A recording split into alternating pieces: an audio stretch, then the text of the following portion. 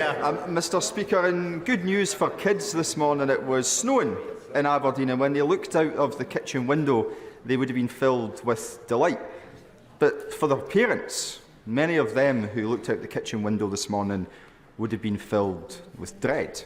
Dread knowing that they simply can't afford to pay their energy bills.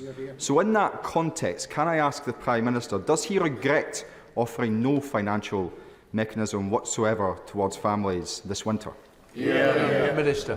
Mr Speaker, that's simply not right to say that there isn't support for families this winter. There's been considerable support this year for energy bills, and this winter pensioner households, for example, will receive up to £300 alongside their winter fuel payment, because they're some of the most vulnerable households, and it's right that they get that support at a difficult time. Stephen Flynn.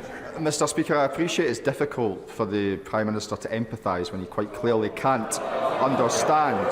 But to be clear to both him and indeed the whole House, this isn't a matter of energy production.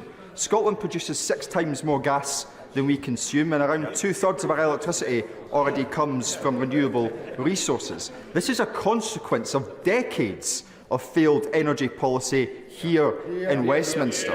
Now, those of us on these benches, we believe that Scotland's energy wealth and our energy resource should benefit the people of Scotland. Why doesn't he?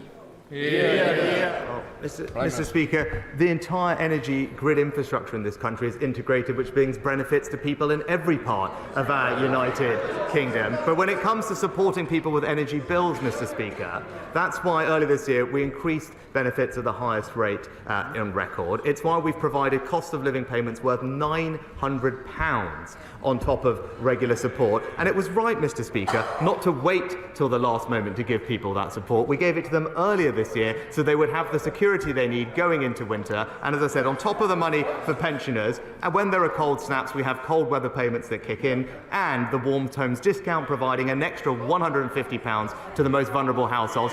All of that is the most considerable action taken by any government to help people with their energy bills.